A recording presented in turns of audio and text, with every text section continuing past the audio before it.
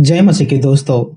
कौन है हिंदू धर्म का परमेश्वर? शिवा, विष्णु, ब्रह्मा, ब्राह्मण, देवी, आदिशक्ति या कृष्णा? अनेक पुस्तक और उनमें अनेकों ईश्वर।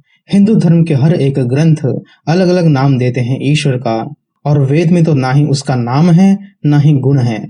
सिर्फ एक शक्ति जैसा वर्णन मिलता है जो एक फोर्स की तरह होता है, जिसे कोई गुण भी नहीं दे सकते। ये कहा नारद ने ऋषि वेद व्यास को। और ना ही वो बुरा है और ना ही अच्छा, सिर्फ एक फोर्स की तरह है ब्राह्मण, यानी वेदों का ईश्वर। और ये कहा आदि शंकराचार्य ने अपने किताब ब्रह्मसूत्र भाष्य में।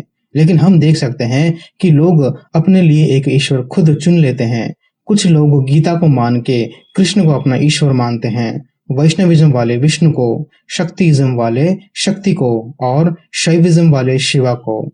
और ये देखिए कुछ कमेंट जहां लोग शिवा को परमेश्वर मानते हैं। हम पहले देख चुके हैं कि विष्णु ईश्वर नहीं हो सकते, क्योंकि वो सिर्फ एक देवता है वेदों के अनुसार। और जब विष्णु ही एक देवता है कई देवताओं की तरह, तो कृष्ण और राम जो उनके अवतार हैं, उनको ईश्वर मानना अपने आप को धोखा देना होगा। और आज हम देखेंगे कि क्या शिवा ईश्वर है। वेदों के अनुसार तो वो सिर्फ एक देवता है, इंद्रदेव की तरह। लेकिन अगर कुछ लोगों के लिए वो ईश्वर है, तो क्या कोई ईश्वर ऐसा होता है?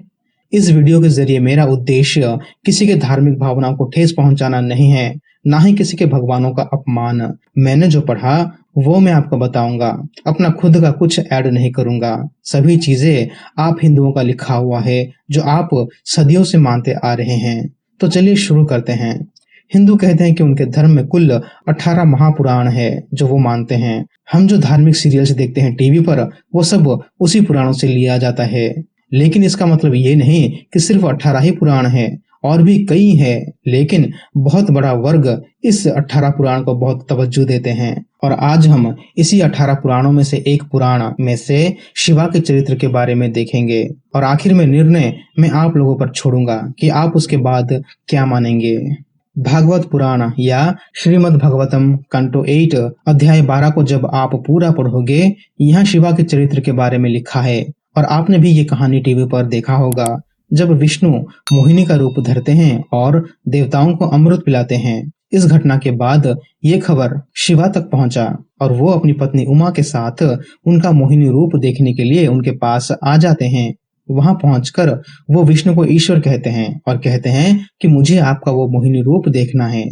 उसके बाद विष्णु गायब हो जाते हैं और पास में पेड़ों के पास एक सुंदर स्त्री को शिवा देखते हैं जो एक गेंद से खेल रही होती है। शिवा उन्हें देखते ही रह जाते हैं और पास खड़ी अपनी पत्नी को और खुद को भी भूल जाते हैं। श्लोक 25 में शिवा उनकी सुंदरता को देखकर काम की वासना में पड़ के उनके पास जाने लगते हैं।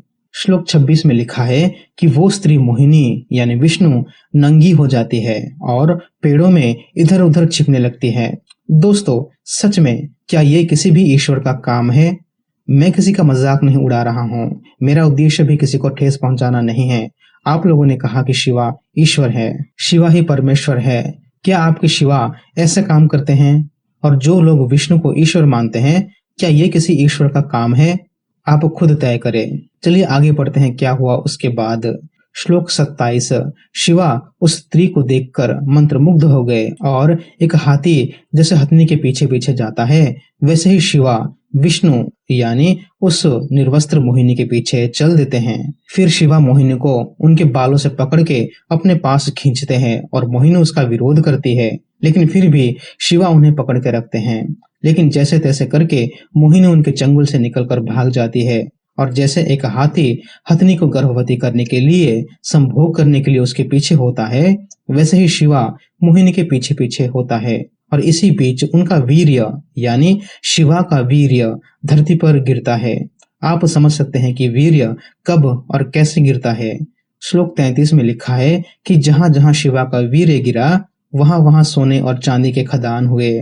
फिर शिवा मोहिनी को ढूंढते ढूंढते हर जगह गए, नदियों में, झीलों में, पहाड़ों में, और अपना वीर्य भी हर जगह गिराते गए।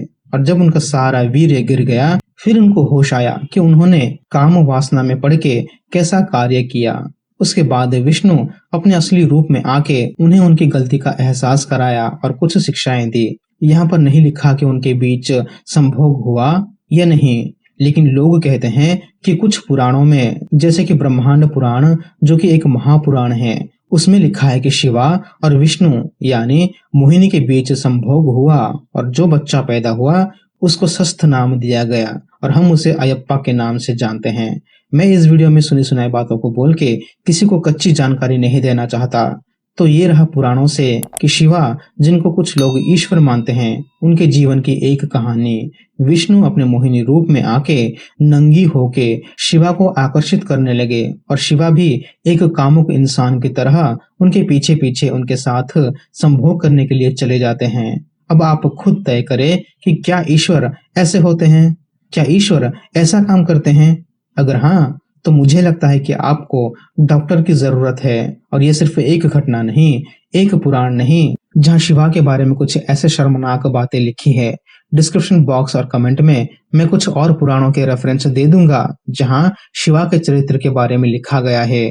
तो इन लोगों को जिन्होंने कहा कि शिवा ही ईश्वर है, उनको मेरा जवाब ये है कि वेदों में शिवा सिर्फ एक आम देवता है।